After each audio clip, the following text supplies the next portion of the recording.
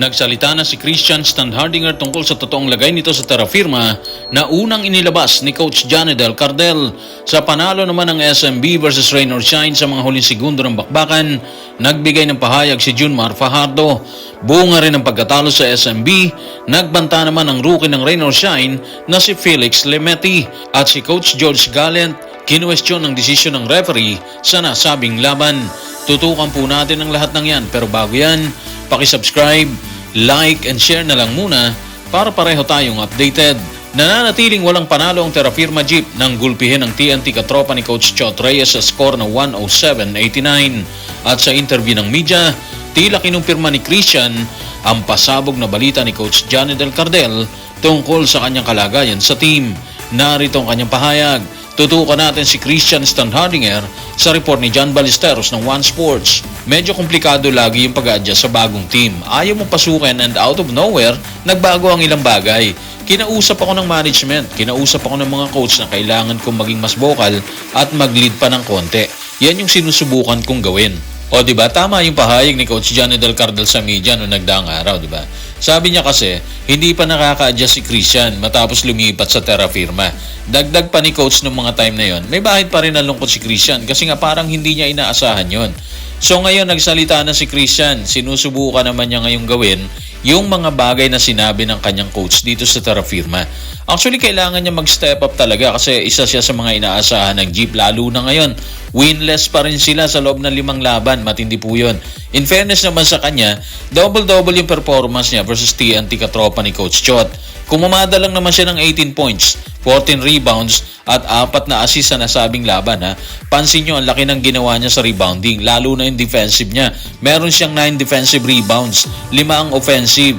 Meaning ginagawa niya talagang protektahan yung basket. Unfortunately, bagsak pa rin sila sa TNT kahit ganong katindi ang trabaho niya. Hindi lang siya yung nag-double-double na performance doon. Si Stanley Pringle, double-double din yung kinamada niya. Kumamada siya ng 12 puntos tapos nagbaba siya ng 12 na rebounds at 4 na assist. Pansin nyo rin yung rebound niya. Ang laki rin ng defensive rebound niya doon. Meron siyang 11 defensive rebounds, isa yung offensive. Patunay na kayod kalabaw sila matapos ilipat ni Coach Tim Cone, di ba? Pero yun na nga hindi sapat ang lahat ng yan kasi nga mas matindi yung kinamada ng TNT katropa. Habang patuloy na nag-a-adjust si Christian Standhardinger sa Terra Firma, mainit naman pinag-uusapan ng winning basket ni Junmar Fajardo laban sa Rain or Shine na inakala ng karamihang talo na sila pero nanalo pa. Tanong, ano ang naging pahayag ni Junmar sa issue? Tutukan natin si Junmar Fajardo sa report ni John Ballesteros ng One Sports. Wala na, kailangan ng itira Dying seconds na, kailangan namin yung panalo na to Kasi pag natalo pa kami, 2-3, medyo mahirap na yun para sa amin.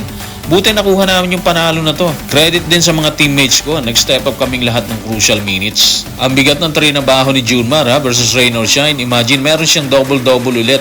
Hindi naman nakapagtataka para si isang Junmar ang kumumada ng 27 points, 21 rebounds, 1 assist at 1 steal. Given naman talaga yun nakakayod siya. Pero yung winning basket niya talaga yung nagdesisyon para sa bakbakan nila ng Rain or Shine Panalo na dapat ang grupo ni Coach yan kasi naibuslunan ni Limete yung 4 na free throws niya mula sa foul ni Chris Ross. Meron na lang 3 seconds para sa opensiba ng SMB. Luckily, mula sa inbound pass, nakuha ni CJ Perez ang bola. Tapos sabay bato kay Junmar Fajardo. Ayun, birada sa 2-point area. Pasok ang jumper niya. Ang sakit ng ulo ng Rain or Shine doon. Akala nila pera na pero naging bato pa, di ba? Anyway, dito mo talaga makikita yung isang veterano kung paano niya dinadala yung sitwasyon. Hindi siya nararatel, hindi siya naiilang. Diretso lang siya, kaya resulta 113-112 pabor sa SMB. Walang dudang nagdiwang ang SMB. Bunga ng isang pamatay na birada ni Junmar Fajardo. Sa kampo naman ng Rain or Shine, tila nagbanta naman si Phil Swedish Felix Lemeti na magbabago ang lahat sa sandaling magharap silang muli ng San Miguel Beer. Narito ang kanyang paglalahad sa media.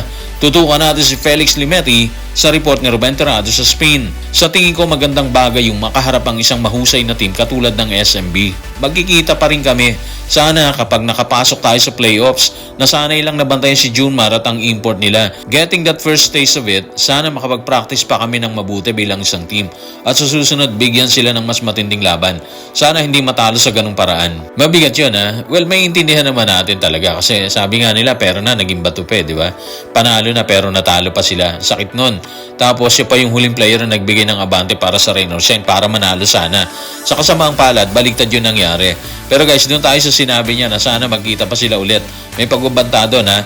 Meaning gusto niyang bumawi. Gusto niyang bawian ng SMB na bumago sa kapalaran nila nung gabi yun. Or kagabi, di ba? 3 seconds na lang kasi natalo pa sila doon eh. So, ganun talaga yung sasabihin niya. Yung reaction niya at ang buong team.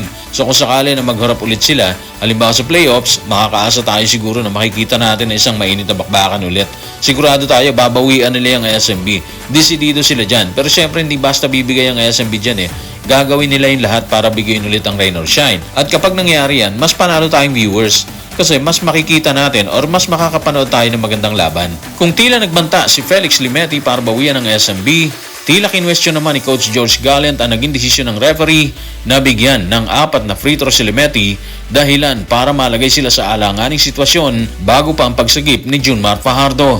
Narito ang pahayag. Tutukan natin si Coach George Gallant sa report ni Ruben Terrado sa Spain. Ayokong sabihin na magandang decision yun kasi nang maisip ni Chris na i-foul si Limeti, na foul niya yun sa floor. Pero kung ang referee ay hindi tumawag ng isang shooting foul, sa tingin ko yun yung pinakamahusay na desisyon. Ayun na nga, feeling kasi ni Chris Ross at ni Coach George Gallant, hindi dapat mabigyan ng 4 na free throw si Limeti. Feeling nilang dalawa kasi, hindi raw shooting foul yon. Pero pinanindigan kasi ng referee na shooting foul eh. So the rest is history na, di ba? Luckily nakuha nilang panalo sa isang jumper ni Junmar Fajardo. So move on na lang talaga siguro dyan. Maging yung rain or shine. Tapos hintayin na lang talaga natin na magharap sila ulit.